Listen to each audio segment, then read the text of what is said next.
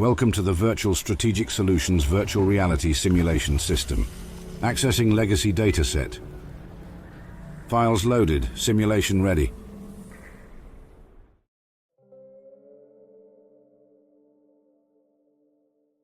Minerva is a gold bullion vendor selling rare plans and recipes at discount. Working for the Blue Ridge Caravan Company in Appalachia, she deals in gold bullion and is protected by her bodyguard, Tommy Ten Toes, and her Brahmin Minos. She has traveled with the Blue Ridge Caravan Company in the past and has worked with Ares. In gameplay terms, she is a discounted gold bullion merchant, offering a selection of unique plans for purchase at a 25% discount.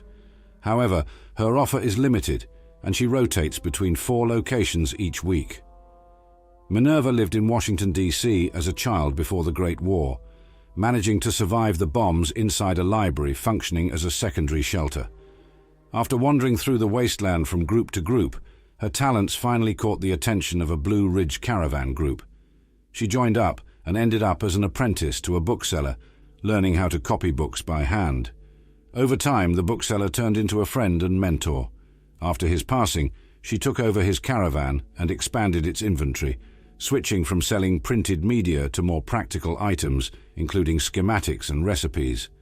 She considers Blue Ridge to be more than just a business party. To her, the faction is an actual family, and she could not ask for a better one. She has one key advantage in her line of work: an exceptional memory and the capability to copy any schematic, plan or recipe she sees in perfect detail, not unlike a human copying machine. She claims she is able to copy them down to 1/100th of a millimeter. Regardless of the truth of this claim, her plans are indistinguishable from the originals. This makes her very popular on the caravan trail, but since she recreates the materials by hand, her offer is limited. Carpal tunnel syndrome is particularly unpleasant in the wasteland, where few treatments survive. She primarily relies on observations she makes during her troubles to update and rotate the stock, and remains on the move to keep her stock fresh. Her talents would make her an excellent preservationist, but she is amused by the suggestion of using it for anything other than making a profit. Trade is the only thing she knows, and she likes it that way. She works closely with Tommy Ten Toes, a ghoulified former mob enforcer. While she calls him a big goofy teddy bear, she trusts him entirely to keep her and the caravan safe, and may have observed him rip out someone's sternum for stealing from the caravan in the past. Tommy likes Minerva, although his underwhelming intellect makes him unable to understand why Minerva's work is so popular among wastelanders. He appreciates her silver tongue and spirit, and the two are considered by Vinnie Costa to be an excellent team. This is still the case even after the Chattanooga incident, which involved Minerva, Tommy's 10-toed foot, and an unfortunate dog. The two kept working together, but Minerva prohibited Tommy from ever taking shoes off in front of customers again. Minerva has mastered the art of sale, styling herself as a merchant who is appreciated primarily by people with a refined, special taste.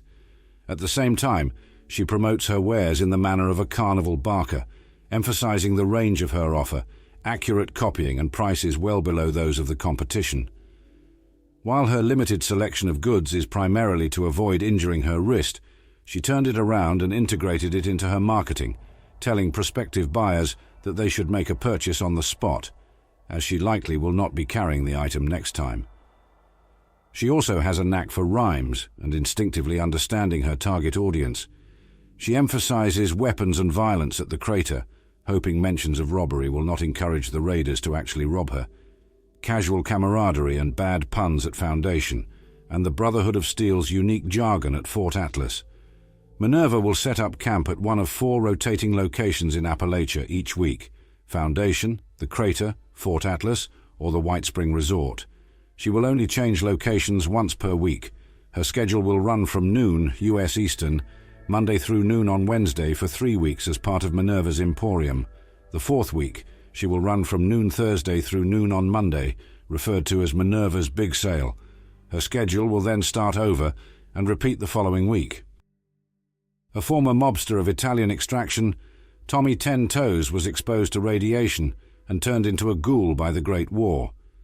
Despite his ghoulification, Tommy remains someone with a hulking physique, though he has much more brawn than he does brains. Fortunately for him, He fell in with the Blue Ridge Caravan Company and works under Vinnie Costa, who ensures he keeps his mouth shut when it comes to talking about his past. Vinnie is perfectly aware of Tommy's shortcomings, including the apparent inability to count to 50, but considers him a professional when it comes to protecting Blue Ridge merchants, especially Minerva, their top performer. Tommy doesn't mind the job, though finds it a bit boring, as it mostly entails standing around looking intimidating whenever he is not shadowing Minerva on the trail and ensuring no harm comes to her. Though they contrast heavily, Minerva is quite fond of Tommy. His lack of intellect is more than compensated for by his strength. Minerva allegedly saw him rip a thief's sternum out once. Tommy is often unaware of his eccentricities, which leads him to misunderstand social interactions and drift off in conversation. Although he loves talking, he is rather lonely and only vaguely aware of it. He likes working with Minerva, not for her, as they both are part of Blue Ridge, though he does not really understand why her plans are so popular with customers. He considers them just drawings, and occasionally thinks about selling some of his own drawings. He believes he's quite good at portraying animals, such as kangaroos and rhinoceroses. He loves the latter, and was a frequent visitor at zoological gardens before the war. He misses them dearly.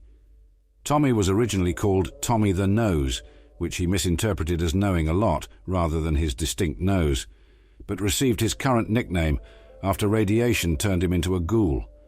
The loss of Tommy's nose was compensated by an increase in the number of toes.